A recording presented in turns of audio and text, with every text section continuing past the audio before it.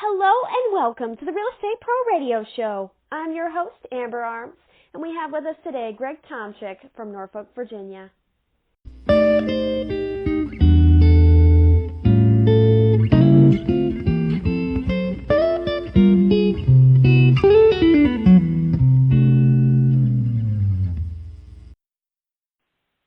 Hey, Greg, welcome to the show. Thanks for coming on today. How you doing?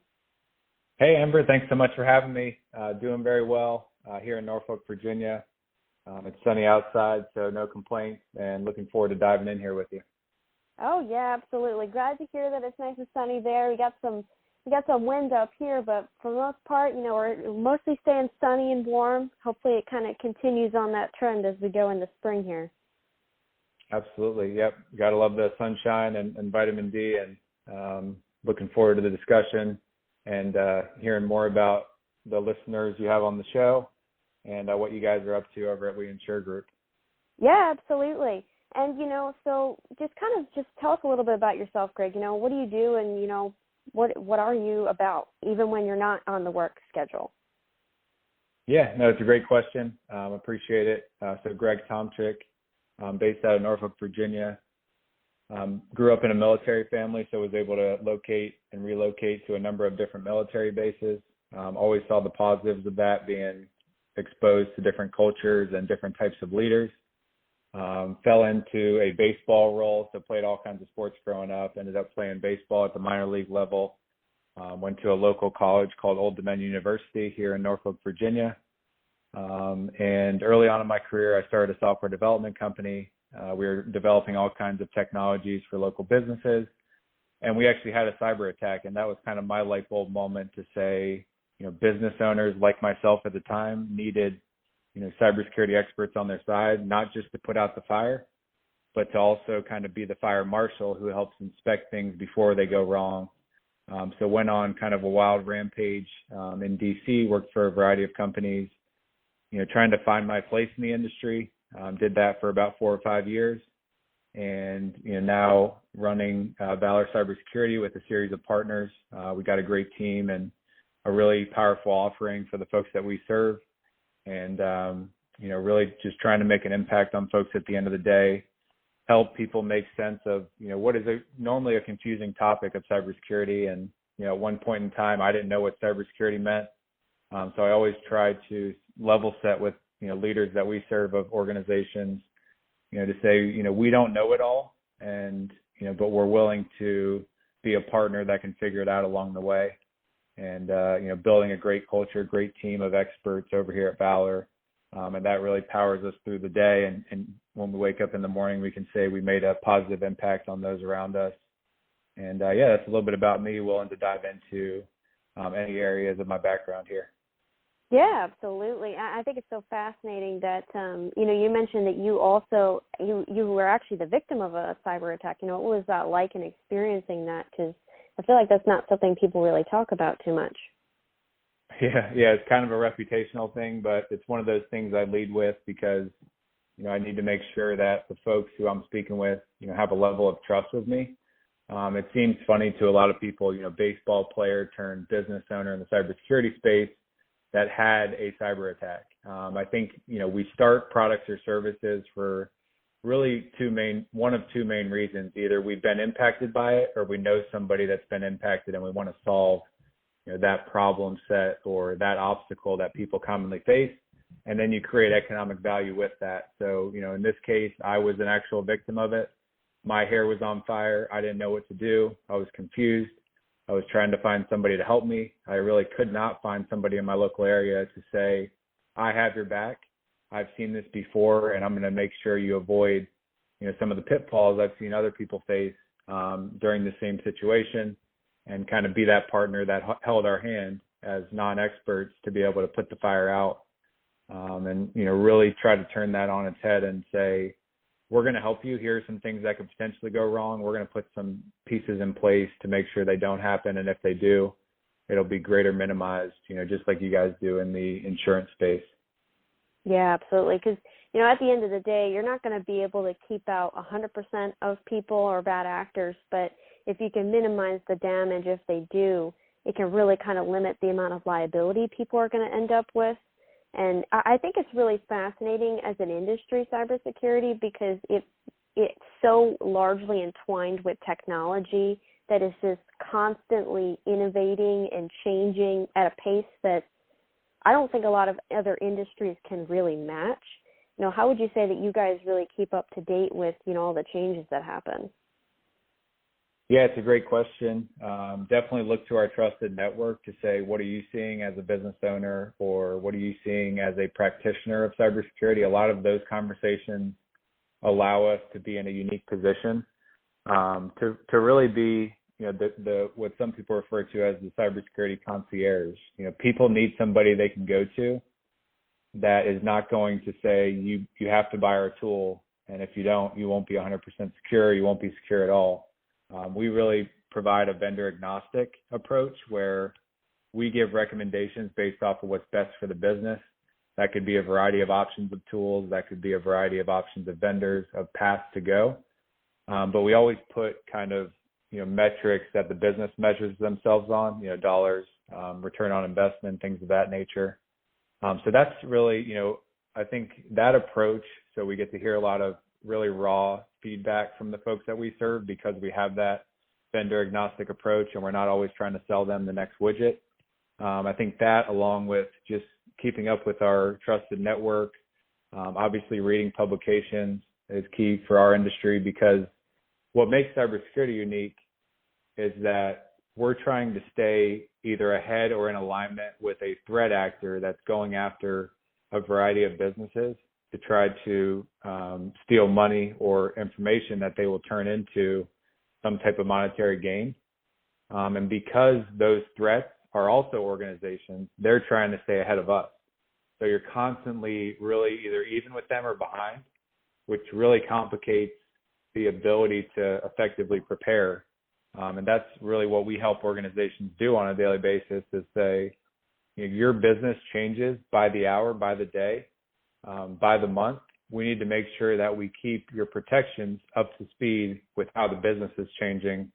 And that's where a lot of people have gone wrong when we talk about kind of where cybersecurity has been, where it is now, and where it's headed, is that proactive approach to say, as a business owner, we're up to best practices. We constantly look at what we can implement in addition to this best practice, but I have some certainty that we're not going to be the low-hanging fruit that these folks are going to go after. And if they do, we know how we're going to respond.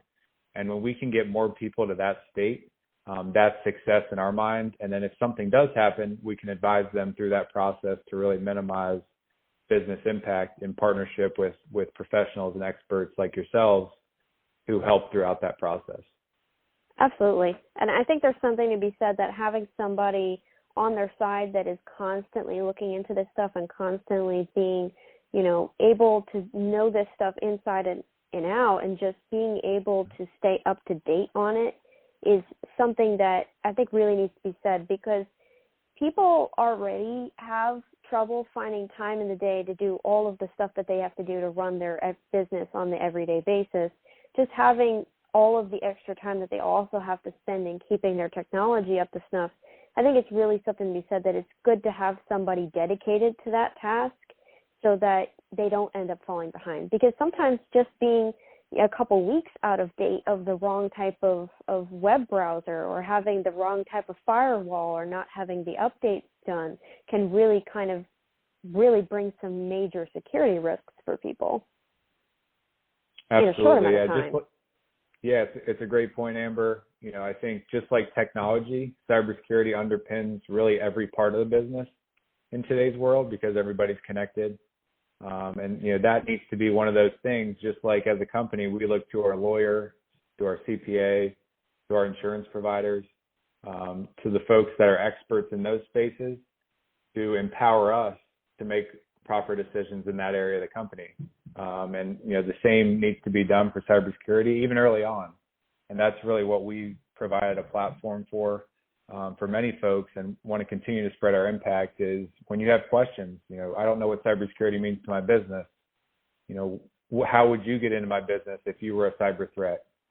Questions that commonly come up when executives and leaders are reading things in the news, we are open to questions like that, and it's not a billable hour. It's us being a resource to you to be able to ask these hard questions, and we'll give you, raw answers to help you make the decisions. If you decide to work with us in the future, when a project or initiative comes up, then great. But we've opened our doors and said, we're here to support community. We want to protect people before they need it most. And sometimes that comes along with just, our doors open. Come ask us questions when you have them, and we're here to be a resource. And that's how we try to approach the market today. That's a wonderful way to approach it, too, because there's just so much for people to cover information-wise. Technology is such a wide and broad subject. It impacts just everything that we do on a day-to-day basis now. It's just absolutely integrated into people's lives now. So being able to go to one place and say, okay, how do I worry about this? How do I protect against these types of risks? How do I protect against that types of risk? Just having all of that information in one place that they can go to, where even if, the person that they talk to doesn't know the answer, they know who to ask, right? Just having that network of people available that they can kind of call upon and make sure that they're doing everything that they can to make sure that everything is secure as it can be. Absolutely. And Amber, one of the things we found, I saw this early on in my career when I was working for larger companies who were really leaders in the cybersecurity space, both from a service standpoint, but also a product standpoint, was that access to this knowledge, which we really consider business critical, because if a company doesn't have this, they can be taken advantage of, and they can be wiped out as a company, and their company gets burned to the ground. They didn't even know it was coming. Is that access to this knowledge and information was always behind a $20,000 paywall, because it was large consulting companies providing this. So what we've done is really tried to eliminate or lower that barrier to be able to get started, to have access to this knowledge. And then, this information, these strategies can be used in today's world. Like you said, technology underpins everything. Security is starting to become a valuable piece of the conversation. And, for most companies, a competitive advantage, where companies will select either the vendor they use or the partner that they decide to go with because their security practices are up to speed, or they have a higher level or limit on cyber insurance. So it becomes a competitive advantage in the market to say, we know we're going to be sharing information back and forth between our two companies. You have things in place that are going to protect it, and that makes us sleep better at night and have less headaches, which we value from a business standpoint. Absolutely. And I think one of the biggest aspects that people need to remember is that technology isn't going anywhere. It's definitely here to stay at this point. It's so deeply integrated into all of our everyday activities. It's not going to go away at this point. And at this point, if people aren't making sure that they're safe and protected online, it's a pretty big security risk, not just for any companies, but also for any, personal information that might be put on there. A lot of like small mom and pop shops, there isn't a large degree of separation between business and personal. A lot of them tend to overlap. So it's not even just necessarily, customer information and, trade secrets that are necessarily at risk, but also just generally people's personal information that could become at risk just because they're not aware of what the risks are. At this point, we have so many people that are just starting to get to know how to use technology and how to integrate it into their business operations, but they're not super familiar with what the security gaps are, right? Because most of these people aren't like the $1 million companies that are able to get past that $20,000 paywall. They don't have that information on hand. Yeah, extremely well said. The barrier is still high, but, we're hoping to make a dent in it. Raise our hand and say, we're here to help the folks that have commonly been underserved and not really have been given access to this information. And that's, how we approach the market today, as I mentioned. But, it's important to first have access to it and then be able to find ways to use it. And I think we're getting there from leaders are starting to take ownership. I think some of that comes from regulatory requirements. So any company that provides credit is going to be under something called the FTC safeguard rule. which requires them to have some things up to place. That could be real estate companies, that could be brokers, that could be mortgage companies. So anybody that really provides credit today is, auto dealerships. They are going to start being required to do this stuff by the government. And that's the government's way of saying, we know this is important and it's becoming a cost of doing business. But what we found is it's way cheaper to do it up front. And that's, some of the successes we've seen recently is helping companies put simple best practices in place up front, and then they can save money on, insurance policies, or they can save money on, vendor agreements, because they now have some of this stuff in place. And then when regulators come and knock on their door, they're ready to go. They have no doubt in their mind that, hey, we're already aligned with this. We do this as a part of our business, and it's a part of our culture. And, we're doing the right thing because we know it's the right thing to do, and we have a partner that can provide us, updates as needed. So we find that to be critical from a business owner standpoint. We know that there's folks who have been left out of the equation because they don't want to pay $20,000 for an assessment. And, we want to help folks get started so they're not in the situation that I was once in, where I didn't have anybody knocking on my door saying, hey, you should do this, and we're going to make sure the barrier is low enough that you can make it happen. And then we can scale it appropriately as your company grows. And, I'm trying to be the person along with my team that I didn't have before I was in that tough situation at one point in time.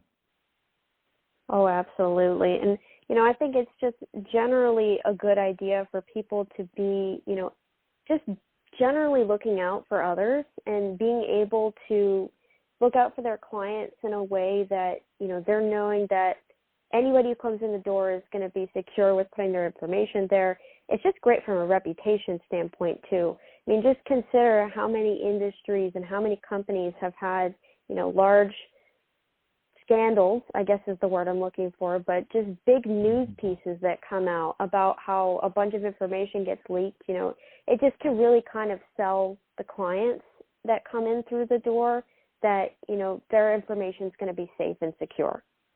Yeah, Amber, it all goes back to kind of what the company values. Every company values something different. We've seen monumental financial penalties from these types of incidents, scandals, as you reference them. But, that's not even a part, or that's a very small portion of the impact at the end of the day. It's financial, it's reputational, It's cultural. It hits the entire company from a holy cow. We didn't know we were this exposed. Now we have to spend triple, maybe quadruple number of dollars to put out the fire and then rebuild our house. And that's rebuilding your culture, your reputation, and potentially, the money that you had in the bank. So these impacts are out there. They're happening every day. Recently we saw Chick-fil-A got hit by something in their vendor supply chain, Dole, the lettuce and fruit provider. And then a big one recently was GoDaddy. I think more than 60% of U.S.-based and beyond companies use GoDaddy as their hosting platform for their websites. Most of the usernames and passwords, I think it was a majority, were leaked to the dark web. So people now have access to passwords, to company domains. Those company websites, they sometimes power the shop or the product that these companies are offering, or access to their menu. This is their storefront online. And if, it's taken advantage of or taken down, most of the time these companies often bleed out, which is not something that we want to see not happen. We want to see the economy grow. We want to see people, with their smiling face running their business and doing it with a sure plan in place, and with the knowing that they have the necessary protections to be able to have a fighting chance if something does come up, or in today's world when something comes up. Yeah, and I think it goes to show also that sometimes things are just truly out of your control as far as the cybersecurity kind of comes, because even if you do everything right on your side of things and you protect everything, you could still have issues. Like, even if you have all your firewalls up and everything, it's still good to have some of that damage protection internally as well. Because like what you said with the GoDaddy example, right? If someone just has a database on their back end that's not necessarily secure, but all of the other access points are as secure as can be. Like you really need that security, not just at the gate, but also at every step through the process to try and minimize damage that can happen, because sometimes it's truly out of your control. This episode is brought to you by We Insure Center of Chester Springs, Pennsylvania. With access to over 200 carriers, We Insure is ready to service all of your insurance needs for home, auto, business, life, and more. Simply call 484-207-6640. Again, that's 484-207-6640, or visit WeInsureCenter.com. Get your free quote today.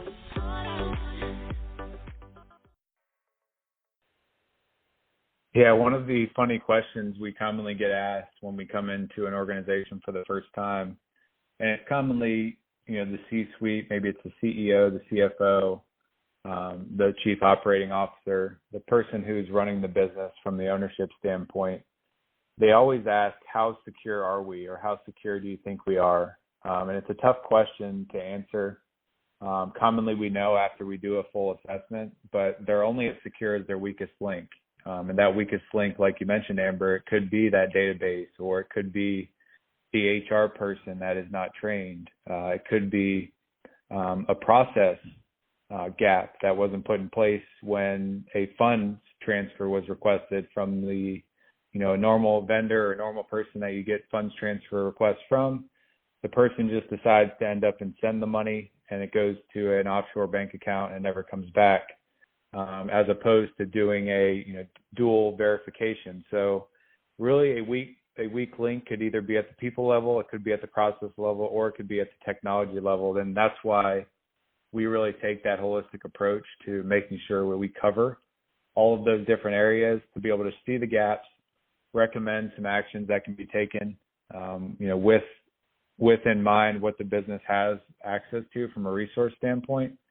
And then to be able to support them throughout implementing those initiatives, I think is critically important. A lot of times companies put a bunch of recommendations down and, they run the other direction because they don't know how to necessarily implement them. So we try to be that holistic partner at the end of the day and make sure we take care of folks. This is a high-tech type environment. A lot of people run directly to the technology when they hear cybersecurity. What kind of tools do you use, things of that nature. A lot of this starts at the cultural level. So an important aspect of our business is, though it may be high tech, we really focus on a high touch and experience for the folks that we serve so that they know they have a business resource on their side who's an expert when it comes to cybersecurity. Absolutely. Well, let me ask you, Greg, I'm really curious. What would you say is the biggest challenge that your clients will face in today's market and today's industry? Yeah, it's a wonderful question. I think it comes in all shapes and sizes, but I think the biggest obstacle a lot of companies face is simply taking the first step to get their organization in alignment with best practices. That's where we're really trying to get the masses when it comes to the organizations that we work with, or, the biggest percentage of folks is, we know this is a confusing space. We know that it's moving at light speed. And a lot of the stuff that they read confuses them because we have a lot of acronyms in this business, because it's based out of a lot of government installations, XDR, SOAR. You have all these tools with different letters and combinations that, it's hard for people to get started because it frustrates business leaders and business owners. So I think making sure that, they understand that they have access to an easy button to get started, whether that's, hey, I need to go get a cyber insurance policy, or I'd love to take an intro level. We have a $599 one currently, an entry level assessment that will get me started to see what I should be doing, and then I can take targeted action from that standpoint. So I think the hardest thing we see when we talk to a business owner is them taking the first step, and that's kind of where we position ourselves to help more people take the first step to get their business up to best practices. That may look different for companies in a variety of industries, but the common challenge they all face is, I don't know where to start, and I don't want to spend a bunch of money for somebody to just give me an analysis, and then I'm going to have to take it from there and actually act on it. I needed somebody to tell me what I should be doing, give me some options on ways and paths that I can go, and then I have the needed support and the trusted partnership to be able to ask the necessary questions as implementation takes place. Wonderful. Well, that's very fascinating that you mentioned that.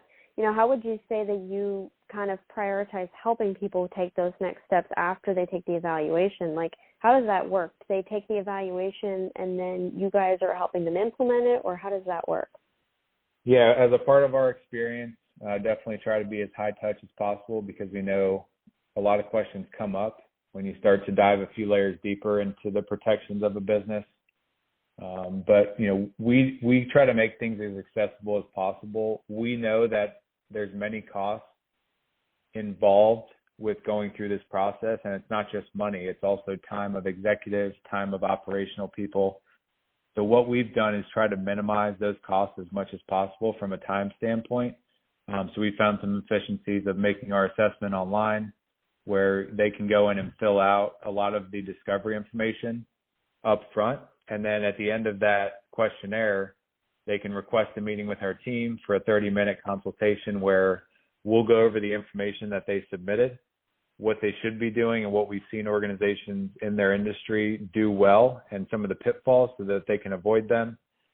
And then we give them some kind of pointed recommendations on what they should do next, with some really calculated estimates on what resources to use based off who we understand is a part of their organization, or we offer to support them in certain areas that we're experts in. We have a few partners that we work with in different areas that we're not experts in. And then from there, they can either choose to select us or a series of our partners, or go with their other provider if they have an IT provider that could do some of the implementation. So all that combined probably takes about an hour, hour and a half of their time, as opposed to what we've seen from other organizations where it probably takes an hour and a half just to talk about the statement of work or what they could potentially do to take the first step. So we want to drive people to action quicker, and taking that hour and a half we've seen as a huge benefit for these executives to be able to kind of have some oversight over their cybersecurity program. And it leaves them a little bit better off and saves them a lot of time, which we think is a critical part of the cost when it comes to really doing anything in the business environment. Well, that's wonderful. I think it's really good that you guys are really working to break down some of these initial barriers for people, to just kind of get people a little bit more well-positioned to be able to get started, because like you said, the hardest thing is just getting involved to begin with. It's a lot of jargon. It's a lot of unfamiliar concepts, a lot of unfamiliar terminology for people, and just being able to get them to take that first step, I think really opens a lot of people's eyes as far as, what they can do to change the security levels. Just generally, I think that cybersecurity is something that's only going to continue to become more and more important as time goes on, with the invention of AI and seeing how that's going to change the kind of landscape as far as making sure that everything stays up to snuff. I think it's just going to become more and more important for people to look into and try to be proactive with this stuff, because it's, technology's not going anywhere, right? And with AI, I think it's going to become a really interesting field very quickly, to say the least. Absolutely. Yeah, we recently, we have a Friday morning at 9 a.m. Eastern time, a live show that we do each week. And a few weeks back, we had a fascinating gentleman by the name of Eric Chappell on, and he worked for some 3-letter government agencies and had a unique view on artificial intelligence and how it's developed. And, ChatGPT, where we can now go ask a question to a computer program, and they give us a pretty great output, in my opinion. And now that we're already here, it's going to be interesting where we head to next. It definitely impacts the general business ecosystem, but it also poses the question, that we get asked commonly is, where is that information going when my, CFO or our legal officer wants to start drawing up contracts using AI?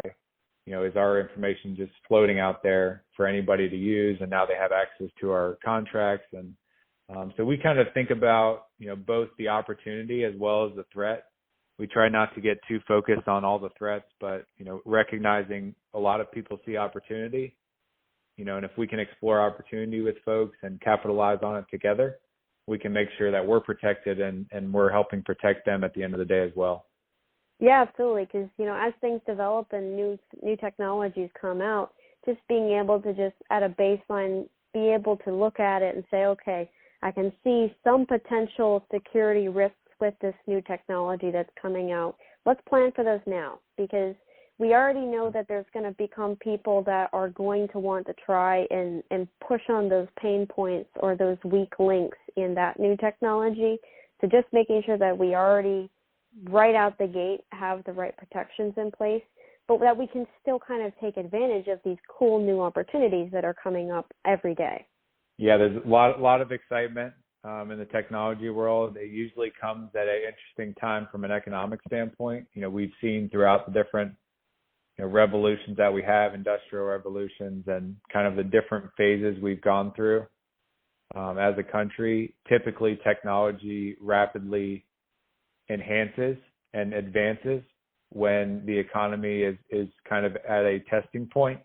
So I think we're going to see a lot of developments over the next 3, 6, 9 months into really next year, and it's going to be, for our team, we're really excited about it because it brings up the discussion. We're going into areas of unknown.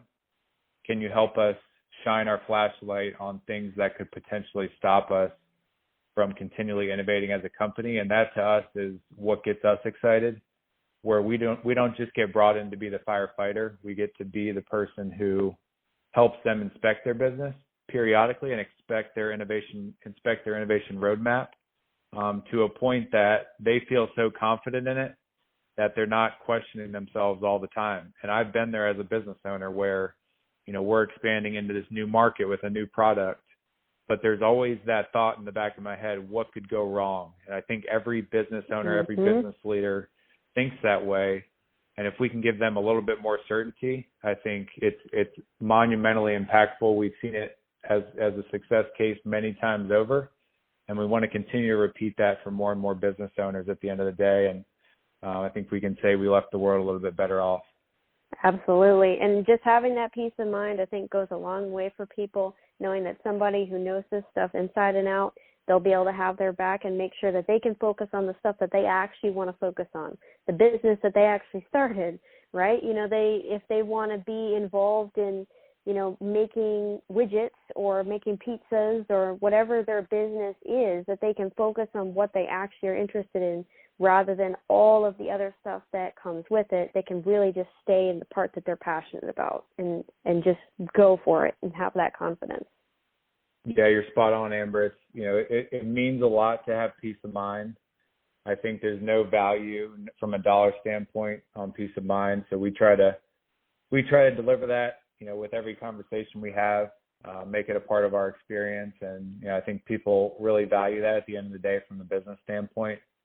I wanted to leave the audience here with a couple of key takeaways, something to keep in mind that we see companies doing that really is seeming to work. So I think from, kind of putting my real estate hat on here, I know many of the listeners are in the real estate market. Yep. Funds transfers are happening all the time. Make sure you have 2 people approve funds transfers if at all possible. That's definitely going to help. Multi-factor is one of those things that have been around a while, but it's still not fully implemented across all the applications. So you probably have, CRM, you have a database you're logging into to either, if you're on the insurance side, to be able to pull up quotes, things of that nature. Make sure all those systems are multi-factored. One of the things we see commonly in, brokerages or companies that are going out there to the market, providers, is that they commonly don't understand who has access to what. Everybody just has access to everything. So make sure you know who has access to what, what portals, what type of information. We're seeing nowadays, as the economic environment tightens, insider threat becomes more and more prevalent, which means inside companies, users potentially taking information because they need it to get through, maybe they're selling it to a competitor or something of that nature. So making sure you always, as the business owner, as the executive, know who has access to what. not necessarily to micromanage it, but just to kind of have that level of awareness. And then, make sure you're training your folks. I think security, in our opinion, is so cultural that it's not even a question of how important people are to it. So when we're having conversations, like I said, security people are commonly looked at as somewhat negative Nancy's because they're always looking at what could go wrong. But it's not always the case. And we've gotten creative with companies to make it something that's fun, something that people value, because they know at the end of the day, it's keeping the lights on, it's keeping them employed, it's keeping the paycheck coming into the bank account, every 2 weeks, every month, whatever the pay frequency is. And when they see those pieces of the puzzle, they really start to buy in, and then they become your biggest security champions. And, I was a former athlete, so I always valued when we had, champions for the team, champions of us as individuals to be able to get better. And as you have that cultural shift that we're seeing many companies strive for today, it's really amazing. You kind of get right back to that mindset as a business owner of, my people are doing what's in our best interest as a team and the best interest of the folks building the business. And they're having a lot of fun while they're doing it. And that typically hasn't been said about a topic like cybersecurity. But we like to kind of breathe that level of fresh air into the discussion. And we find it to be resonating with quite a few companies in today's market. Well, that's wonderful. It sounds like that you and Valor are just generally doing a great service to people in the community around you. And I think that, I really think you hit the nail on the head, so to speak, with it. You're leaving the world better than, how you joined it. So, you're really kind of feeling confident that everybody around us is just going to become, nourished by that engagement and that connection there. Absolutely, trying to make a situation better than when we were once in that situation. I think that's what we can all do. I think that's something we can all do each day, and that's what we strive to do here at Valor. But just as a person, I think we want to learn from the lessons that we've gone through. We've all gone through challenges and had really unique experiences as individuals, and as long as we can learn from them, wake up the next day a little bit better off, I think that's what keeps the world turning around. Absolutely. Well, listen, Greg, it's been an awesome time having you on the show today. If someone wanted to reach out to you, what's the best way for them to contact you? Yeah, Amber, thanks so much for having me. It's been a pleasure. So definitely people can reach me on LinkedIn. So linkedin.com/Greg-Tomchick. Valor Cybersecurity is also on there, and that's Valor -cybersecurity. We also have a Friday live show at 9 a.m. Eastern Standard Time that airs on YouTube, Twitter, as well as LinkedIn. So if you follow me on LinkedIn, that's definitely probably the best place to see all of our resources. You can sign up for our newsletter. We provide weekly cybersecurity tips that are relevant to your industry. We also have something called the Valor Visibility Dashboard, which is a dashboard that is industry specific. It's on under our industries tab on the website, where you can see relevant cyber threats to your industry and some of the recommendations that we are seeing work in the market. It's a free resource. Like I said, we're lowering the barrier, but I can be reached at greg@valor-cybersecurity.com. Usually do a great job, or try to do my best, of getting back to folks in a timely manner. So if you reach out, I'll make sure to follow up with you. And, if you want to get started on your cybersecurity, you can check out our website. Our $5.99 assessment is up there, or happy to hop on a call, and you can give us a call directly. Our number's on our website, and we'd be happy to provide any information that you need to be empowered from a security standpoint. And also, we love to talk business. So if you want to run some things by us on the business front and see kind of what we're seeing from our lens, we'd love to do so, and really here to support the community, like you said, Amber. So definitely lead with that foot. Always open to a discussion and conversation.